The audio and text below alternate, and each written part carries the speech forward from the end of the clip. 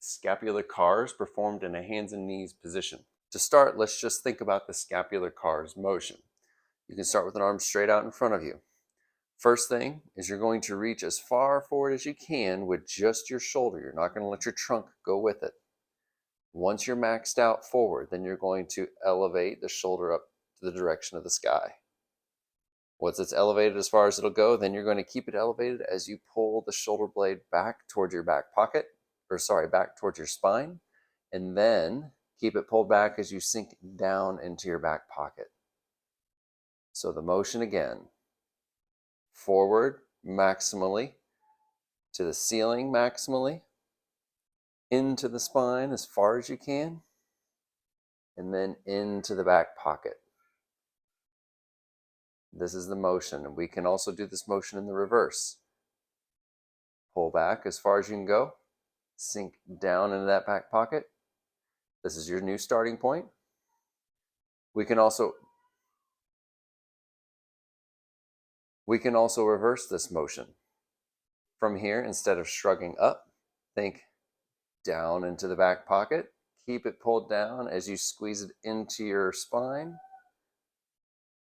up into the ear, and forward.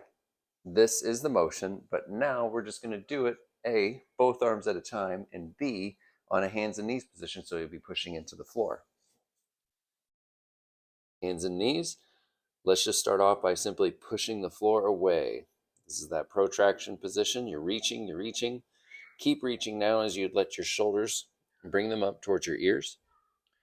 Once they're up towards your ears, you're going to pull them back into the spine. Then sink them down towards your back pocket. Keep them sunk as you push back forward. To the ears, to the spine, to the back pockets.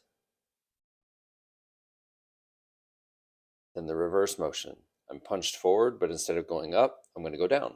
Into the back pockets, into the spine, up to the ears, forward, into the back pockets, into the spine, to the ears, and forward.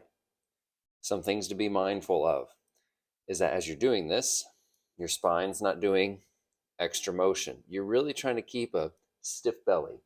You don't want your spine to do the motion because it can feel like, oh yeah, I'm getting really close to the floor, but it's really just your belly sagging. So be mindful of your spine position. You're trying to keep it nice and stiff and rigid. All this motion is coming from the shoulder blades. Keep the motion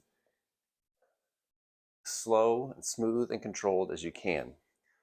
Do your best to challenge your range of motion in every direction. But as soon as you start to feel like you're losing shoulder blade and getting more spine motion or even neck motion, then dial that back in. Dial your range of motion back in so you can keep everything coming from the shoulder blades.